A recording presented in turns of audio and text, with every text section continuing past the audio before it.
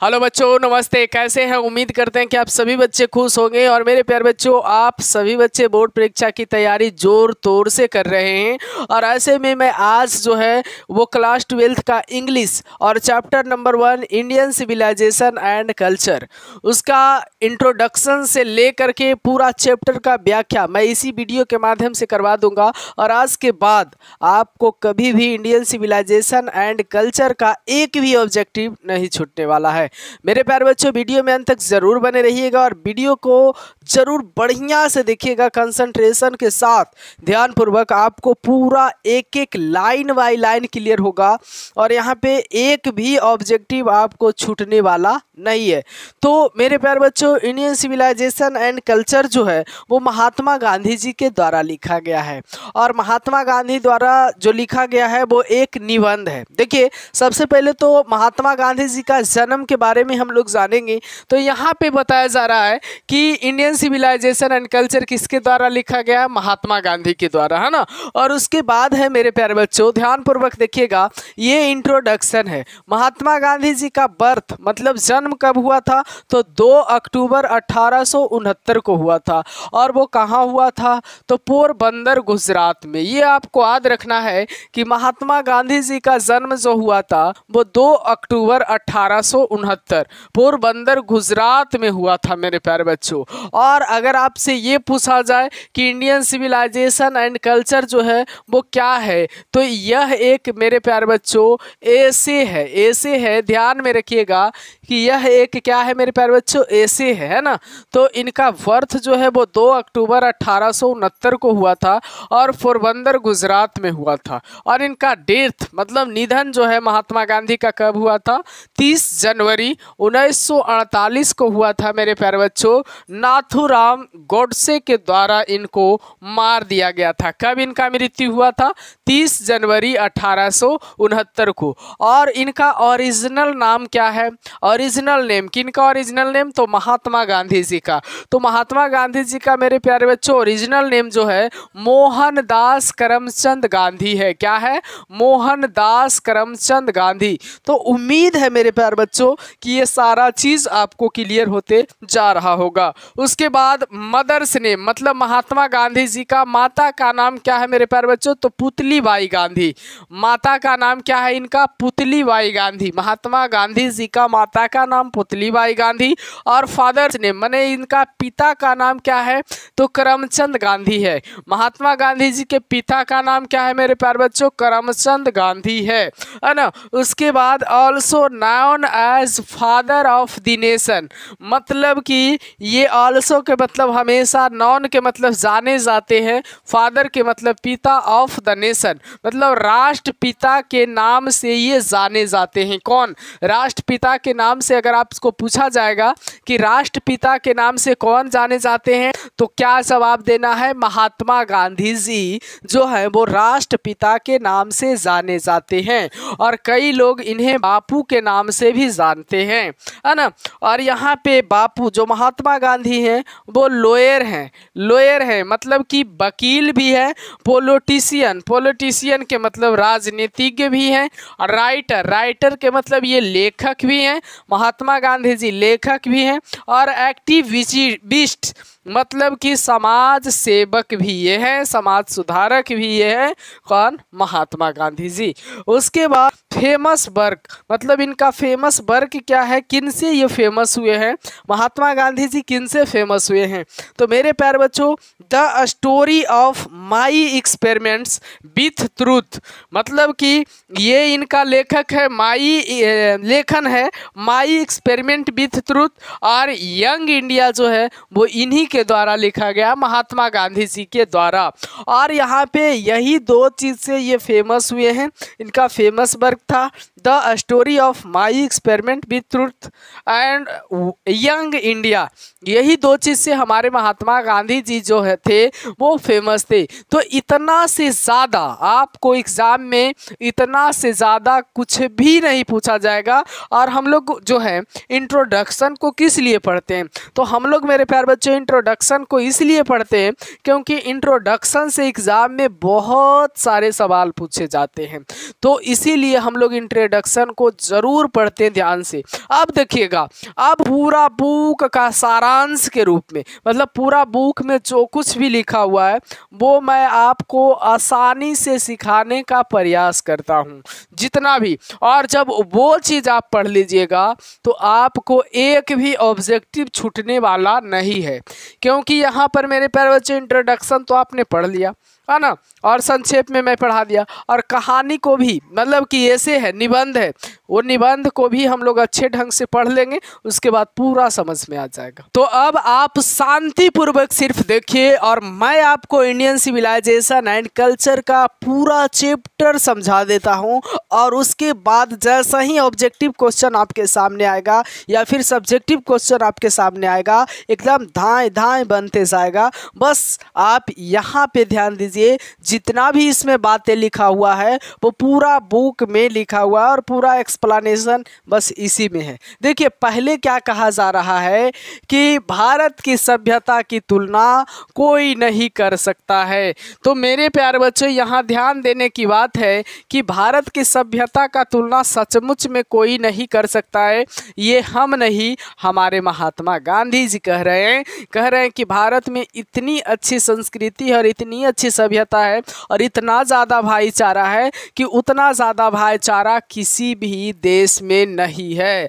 आज भी अगर सबसे आगे किसी चीज़ में भारत है तो वो सभ्यता है और संस्कृति है। ऐसा नहीं है कि भारत के लोगों के अंदर नॉलेज नहीं है, वो टेक्नोलॉजी का विकास कर सकता है, लेकिन इसलिए नहीं करता है टेक्नोलॉजी का विकास क्योंकि अगर टेक्नोलॉजी का विकास हो जाएगा तो हमारा भारत देश जो है वो गुलाम हो जाएगा, और हमारे भारत देश के जो वासी हैं वो गुलाम हो जाएंगे, और जब उसका गुलाम हो जाएंगे तो वो अपना हाथ पैर से कोई भी काम नहीं कर पाएंगे। इसलिए हमारे पहले के लोग जो है वो मशीन का विकास नहीं करना चाहते हैं, और मॉडर्न सिविलाइजेशन आज की जो सभ्यता है वो मटेरियल पर विश्वास करता है। किस चीज़ पर विश्वास करता है, ये सब ऑब्जेक्टिव में आएगा कि मॉडर्न सिविलाइजेशन जो है वो किस चीज़ पर विकास करता है, तो वो मटेरियल पर विश्वास करता है। मेरे प्यारे बच्चों, मॉडर्न सिविलाइजेशन किस चीज़ पर विश्वास करता है, मटेरियल पर विश्वास करता है। दूसरी पॉइंट है मेरे प्यारे बच्चों कि भारत के लोगों पर आरोप है कि वो बहुत ज़्यादा अज्ञानी हैं। तो ऐसा नहीं है कि हमारे भारत के लोग अज्ञानी हैं, भारत के लोग के पास बहुत ज़्यादा दिमाग है, लेकिन वो दिमाग का प्रयोग मशीन पे नहीं बल्कि आध्यात्मिकता पर करते हैं, मतलब कि संस्कृति पे करते हैं, सभ्यता पर करते हैं, भगवान के प्रति विश्वास रखते हैं। और मशीन का विश्वास इसलिए नहीं करते हैं, मशीन का विकास करने का रीज़न बस एक ही है कि वो सोचते हैं कि अगर मशीन का विकास हो जाएगा तो हम लोग जो है उस मशीन का गुलाम हो जाएंगे, बिना मशीन का मेरा काम होने वाला नहीं है, इसलिए वो मशीन का विकास नहीं करना चाहते थे। गुजरात में सभ्यता का अर्थ सदाचार होता है, यानी गुड कंडक्ट। गुजरात में जो सभ्यता का अर्थ होता है वो क्या होता है, सदाचार, गुड कंडक्ट होता है। यानी गुजरात में सभ्यता का अर्थ क्या होता है, गुड कंडक्ट। ये बातें आपको याद रखना होगा कि गुजरात में सभ्यता का अर्थ जो होता है वो सदाचार होता है, गुड कंडक्ट होता है। मन एक अशांत पक्षी है। महात्मा गांधी कहते हैं कि mind is a restless bird, यानी माइंड जो है वो बेचैन पक्षी है। हमारा दिमाग जो है वो बेचैन पक्षी है, कभी भी हमारा दिमाग संतुष्ट नहीं रहता है किसी चीज़ से। तो हमारा जो दिमाग है वो रेस्टलेस बर्ड है, बेचैन पक्षी है। तो मेरे प्यारे बच्चों, अगर आपसे पूछा जाएगा कि माइंड क्या है तो mind is a restless bird है, मतलब माइंड जो है वो बेचैन पक्षी है ना। उसके बाद जो है मेरे प्यारे बच्चों 5वां नंबर में है हल झोपड़ी शिक्षा, जैसे पहले थी वैसे आज भी है। मतलब पहले के ज़माने में हम लोग को हल देखने को मिलता था, हम लोग को झोपड़ी देखने को मिलता था, हम लोग को पुराना शिक्षा संस्कृत था, तो आज भी हमारा देश में बरकरार है। लेकिन कई देशों में ये सब चीज़ जो है वो ख़त्म हो चुका है।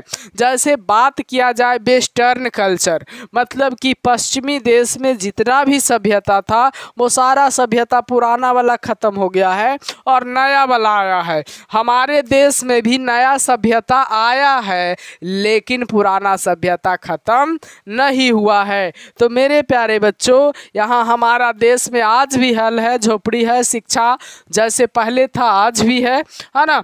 तो हमारा देश में जो है आध्यात्मिकता अभी भी बरकरार है। हमारे पूर्वज जो है आवर एंसेस्टर्स, हमारे पूर्वज को हम लोग आवर एंसेस्टर्स कहते हैं।